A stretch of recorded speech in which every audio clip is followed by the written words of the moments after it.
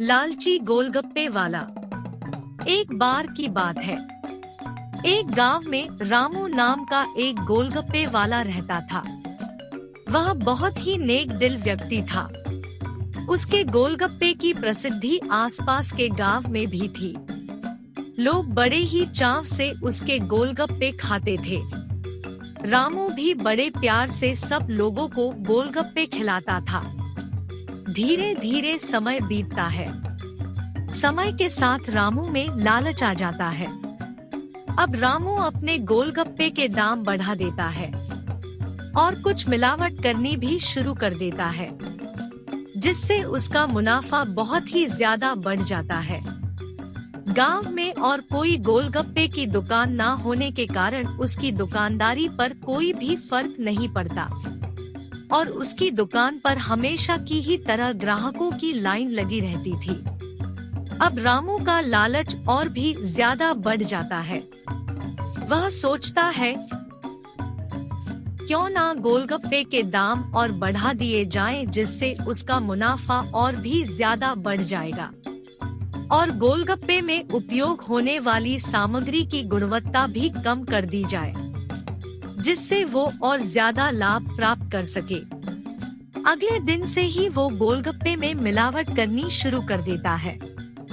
मयंक नाम का एक लड़का उसी गांव में रहता था। उसको रामू के गोलगप्पे बहुत ही ज्यादा पसंद थे।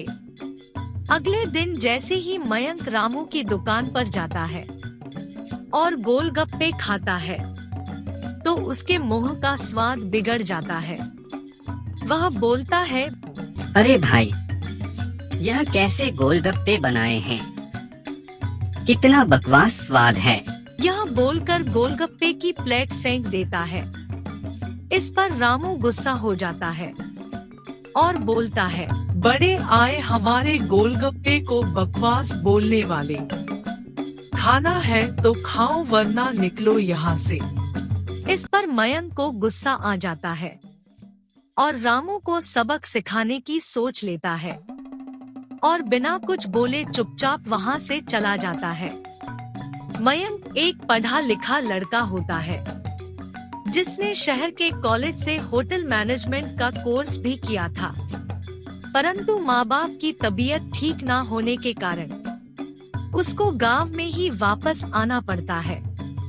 मयंक रोजगार के लिए कुछ सोच ही रहा था, तभी यह गोलगप्पे वाली घटना हो जाती है।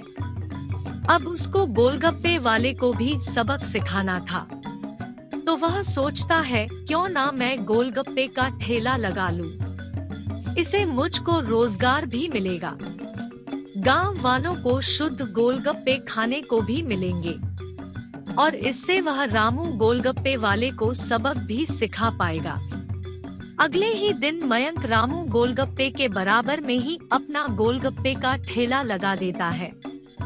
इस पर रामू हंसता है और बोलता है, ए लड़के, तुम पागल वागल हो गए हो क्या, जो मुझसे कंपटीशन करने आ गए। मेरे गोलगप्पे के आगे तुम्हारा एक भी गोलगप्पा नहीं बिकेगा। अभी भी समय है, जाओ, भाग जाओ यहाँ से। इस पर मयंक कुछ भी नहीं बोलता।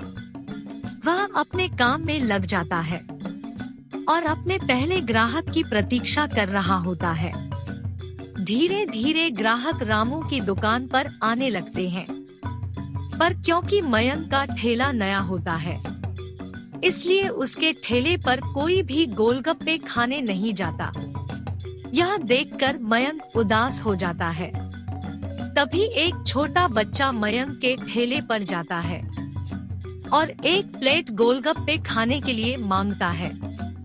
जैसे ही छोटा बच्चा पहला गोलगप्पा खाता है, तो वह खुशी में चिल्लाने लगता है और बोलता है कि ऐसे गोलगप्पे उसने कभी भी नहीं खाए। यह सुनकर आसपास के लोग मयंक के ठेले पर आते हैं और गोलगप्पे खाने के लिए मांगते हैं। मयंक के गोलगप्पे का स्वाद सचमुच बहुत अच्छा था।